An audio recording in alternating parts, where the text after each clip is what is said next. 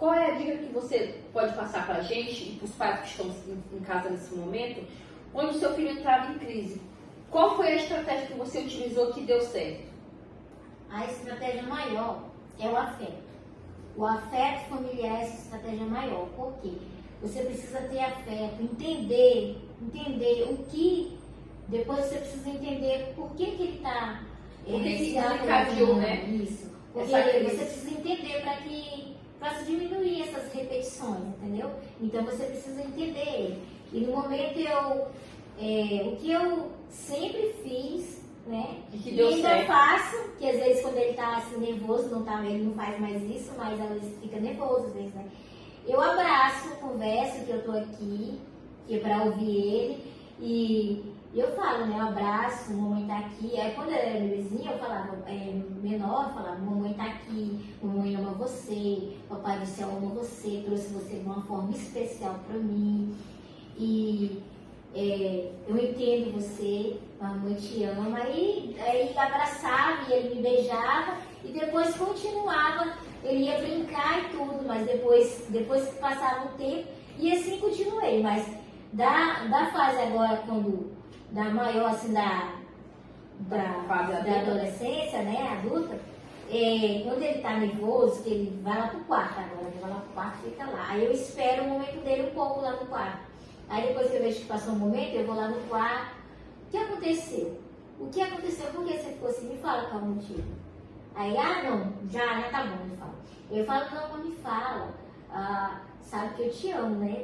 Tá aqui pra te ajudar, pra resolver. Fala que eu posso ajudar, alguma palavra, alguma coisa. E ele fala pra mim, e até hoje nós saudáveis se beijam do mesmo jeito. É isso que eu ia te perguntar.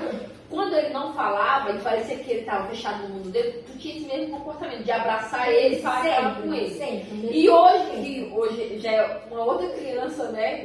Não apresenta tantos comportamentos como quando era criança, quando era pequeno, que hoje ele já completou 18 anos. É a mesma situação. Eu continuo abraçando ele e ele me abraça muito, muito. Ele me abraça e me beija e brinca comigo. E agora quando eu vejo que ele tá calado, eu procuro. Eu não deixo. Eu demoro um pouquinho, porque eu dou um tempo. A gente tem que dar um tempo, um momento também. Depois eu procuro ele, falo com ele, né? E então, assim, nós pais precisamos fazer isso, porque a intervenção familiar, aceitação. Em primeiro lugar, você tem que aceitar que seu filho ele é autista agora e você precisa, é uma nova jornada, não é fácil. Não vou dizer para você que é fácil, que não é fácil, mas se você aceitar, saber que isso é uma nova jornada, um novo caminho, você vai conseguir, de uma forma afetiva, saber lidar com ele, mas você precisa também ter limite, você também tem que falar pode ou não pode para ele, de uma forma, pode ser através de imagem, se a criança sabe falar, através de uma escrita, você tem que ensinar isso para ele. Porque não é porque é autista que você está quebrando lá e você fala, deixa, ele é autista, você leva ele para um lugar que está quebrando tudo, deixa autista. Naquele momento que ele está ali, você vai ter esse momento de afeto e tudo, mas depois você vai chegar e falar, não gostei disso, isso não pode, assim você vai se machucar fazendo desse jeito, não é assim, e você tem que conversar. Precisa ter o diálogo, precisa ter o amor, precisa ter a paciência de repetir quantas vezes for necessário. O autista, ele precisa de repetições e de rotina. Você precisa de rotina para dormir, rotina para comer, rotina para tudo. Porque isso vai ajudar ele a ter segurança. Porque muitos autistas eles são inseguros. E se ele não tem uma rotina e não tem limite, ele se sente uma criança super insegura.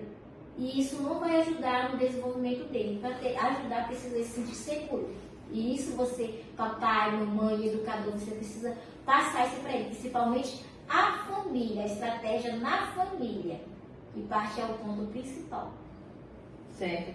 A família, né, as terapias, a equipe multidisciplinar é o alicerce para que essa criança venha ter esse desenvolvimento.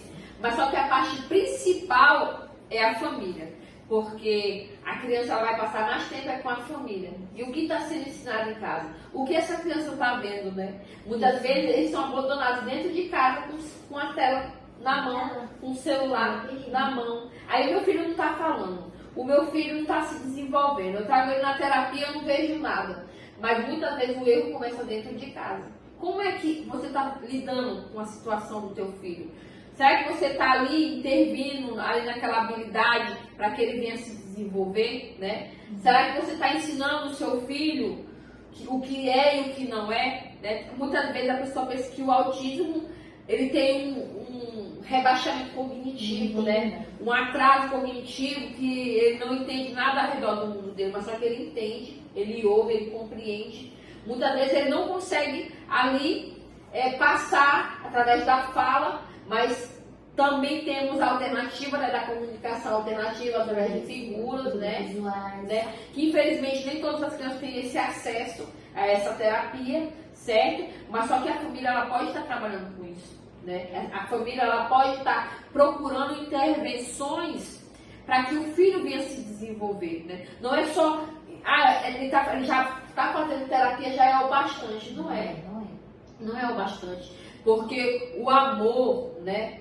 A atenção do pai e da mãe é mais precioso, é o mais importante. E isso é a base para que essa criança venha se sentir confiante no mundo e que ela possa criar e também desenvolver habilidades que ali ela não tem, né? E um exemplo disso é o Marcos, é por isso que a gente fez a live, né? Agora a gente fez esse vídeo aqui para ficar registrado algumas informações, que o diagnóstico não é sentença. Ela recebeu o diagnóstico, ele tinha 3 anos e meio, era uma criança que até 5 anos não falava, né? Mas ela não desistiu do filho dela, ela procurou se especializar. Ela foi uma mãe que ela alfabetizou o próprio filho, entende? Ela ali não desistiu do filho dela, ela acreditou no filho dela, que isso é muito importante, porque tem muitas crianças que os pais não acreditam mais. Não tem mais jeito, né? Vai ficar desse jeito mesmo, eu não sei mais o que eu faço. Mas eu quero te dizer uma coisa, meu amado, você que está aí ouvindo, né, vendo esse vídeo, que por mais que você tenha recebido esse diagnóstico, porque quando o filho da gente recebe um diagnóstico, é como nós também estivéssemos recebendo esse diagnóstico, né? Que isso aí não é uma sentença para o seu filho, né?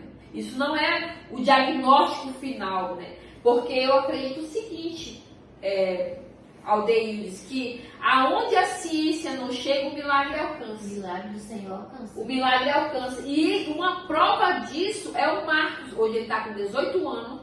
É uma criança que agora